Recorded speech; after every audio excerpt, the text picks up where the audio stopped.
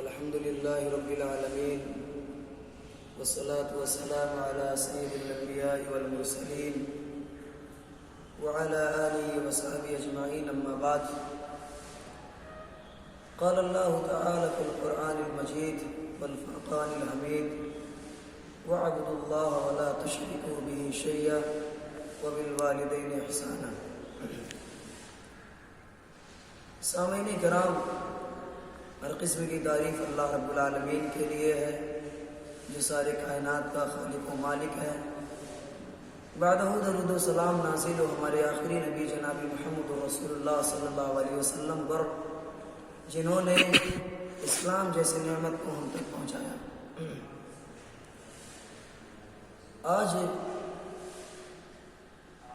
نصیحت، وعظ و نصیحت کرنے کا مقصد ہے ہمارے سماج اور معاشرے میں جو برائیاں عام ہیں اور وہ برائیاں قیامت کی نشانیوں میں سے نشانیاں پائی جاتی ہیں. آج میں قیامت کی نشانیوں میں سے 2-3 نشانیوں کو بیان کروں گا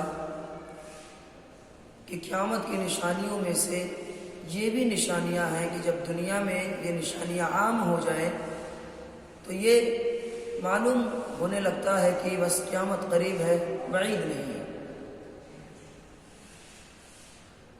پہلی نشانی قیامت کی نشانیوں میں سے، ویسے تو قیامت کی نشانیوں میں سے بہت نشانیاں ہیں، لیکن آج جو بتانے کا مقصد ہے وہ پہلی نشانی کی والدین کی نافرمانی کرنا ہے.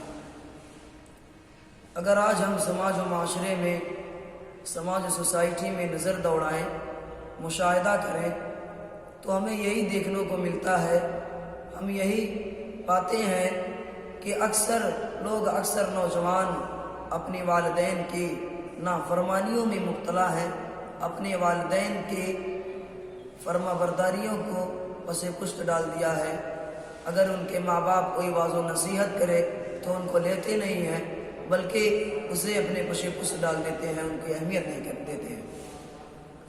اللہ رب العالمین نے قرآن مجید میں ارشاد فرمایا وَاعْبُدُوا اللَّهَ وَلَا تُشْرِكُوا بِهِ شَيْئًا وَبِالْوَالِدَيْنِ إِحْسَانًا، کہ اے لوگو اللہ رب العالمین کی عبادت کرو، اللہ رب العالمین کے ساتھ، اللہ رب العالمین کے سامنے اپنے سر کو جھکاؤ، اس کے علاوہ کسی کے سامنے اپنے سر کو نہ جھکاؤ. پھر اللہ رب العالمین نے اس کے فوراً بعد کہا وَبِالْوَالِدَيْنِ إِحْسَانًا، کہ اے لوگو اپنے والدین کے ساتھ حسن سلوک کرو، اپنے ماں باپ کے ساتھ اچھا برتاؤ کرو، اپنے ماں باپ کے ساتھ صلہ رحمی کرو. تمہارے ماں باپ جو کرنے کا حکم دے دیں اسے بجا لاؤ اور اپنے والدین کی نافرمانی نہ کرو، کیونکہ یہ قیامت کی نشانیوں میں سے ایک نشانی ہے کہ جب لوگ والدین کی نافرمانی کرنی شروع کر دیں تو یہ جان لو کہ قیامت بہت ہی قریب ہے. میں زیادہ طول نہیں دوں گا، بس واضح و نصیحت کرنے کا مقصد یہ ہے کہ اپنے والدین کی نافرمانیوں سے بچو، کیونکہ یہ قیامت کی نشانیوں میں سے نشانی ہے. دوسری نشانی، قیامت کی نشانیوں میں سے دوسری نشانی یہ ہے کہ قرآن و حدیث کی تعلیم دی جائے گی، قرآن و حدیث کو پڑھایا جائے گا، دکھایا جائے گا، سمجھایا جائے گا کہ یہ راستہ صحیح ہے، یہ راستہ غلط ہے، یہ راستہ حرام کا راستہ ہے، یہ راستہ شیطان کا راستہ ہے، یہ راستہ رسول صلی اللہ علیہ وسلم کے طور طریقے کا راستہ ہے. یہ سب کچھ بتایا پڑھایا جائے گا. لیکن پڑھنے کے بعد، سمجھنے کے بعد، تعلیم لینے کے بعد لوگ اس پر عمل کرنا چھوڑ دیں گے. آپ تو سمجھ ہی ہوئے ہوں گے کہ قرآن و حدیث کو پڑھایا جائے گا، سمجھایا جائے گا، اس کی تعلیم بھی دی جائے گی، لیکن اس پر عمل نہیں کیا جائے گا.